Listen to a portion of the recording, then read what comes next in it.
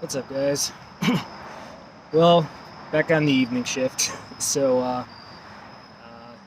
didn't want to put this video off too much longer because I actually meant to do it a couple weeks ago and then got lost in the hoopla of the wedding and everything. But I wanted to acknowledge it's a couple weeks past the third-year anniversary of Ryan Donnelly's death, and I've been wanting to do a video just to mention him and point people in his direction and just talk about what a great guy he was. But he died in late September of 2018, and I don't know. I still think about him all the time. I don't know how many times when I was trying to quit by myself, or just detoxing in general, just watching his videos in bed and just being inspired, and just he was helping me just get through minute by minute. And he did do quite a bit for me as far as like helping me prepare for the detox, all of his videos. And for the people that don't know who I'm talking about, his name's Ryan Donnelly. He was a YouTuber. Well, he's so much more than a YouTuber, but his YouTube channel is based on addiction. He was basically pretty much like a poly addict and I think an opiate addict for a long time, and he got clean, I forget, 6-7 years before he passed away.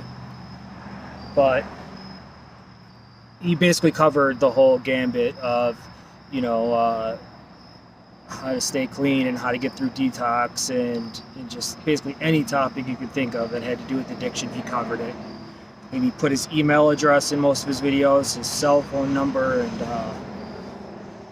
I mean, you could tell like his phone must have rang all day, every day. And I know for sure he made time to help people. But he was a veteran. I think he was special forces. It's almost like it being a SEAL, but not. I forgot what they call it, SWIC or something like that. But and he was just an absolutely stand-up guy. So I just want to take a moment to just remember him. And I also have like a very weird little paranormal story that has to do with Ryan Donnelly, which I know this is going to be goofy, but I don't know, at the time it felt like it meant something, and I wonder if it still, if it did mean something. But so he died in September of 2018, and in I want to say March of 2019, I was like really going for it to get off of kratom, and I was in one of those cycles. It would make it 2 days, fail, make it a day, fail, and I remember this particular March, or I think it might have even been early April, I think it was. It was just so cold and rainy. And when you're going through detox, like, getting up and going for a walk around the block or whatever, it makes a big difference. And in this particular April, it was just like 45 and raining every single day, like every day. And I remember being, going through withdrawals and literally out of my mind at the point I was like starting to scream at the ceiling of like, can you stop raining for a fucking minute? God, please, So anyways, I was pushing through it, and I think I was on like day 2, and I took a shower. I was just taking 3 or 4 showers a day. And I took a shower and got out of the shower, and I was kind of just sitting wrapped in towels, just like sat on the toilet, just sitting there. I had no motivation to move. I think it was to get ready for a work day. I was seriously contemplating just like, fuck it. I'm just going to go try to grab something before work, or the second something opens, I'm doing it.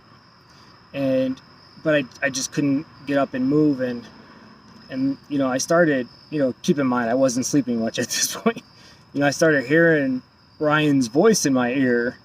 Like, it was like, not just like, internal, like, monologue voice, like it felt like he was actually standing next to me and talking to me, saying like, you can fucking do this, like, you keep fucking pushing, and he was just kind of like, like riling me up. And I actually got up, and I started to get ready for work, and I got my clothes on. I'm like, yeah, I could do this. And then as I'm packing up, I'm like, gosh, like, I don't know if I could do this. And then all of a sudden I heard this music coming from the basement,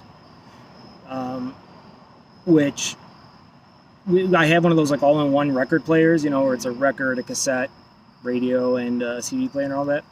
And I never used it. I used to use it for the turntable, but it had been years, and it just sat in the basement. In our basement, we just don't use it much at all. And I just have, some music equipment, a couple couches, and that record player. But there was music coming out of the basement, and I walked downstairs, and sure enough, like, that thing was on the radio, turned full blast.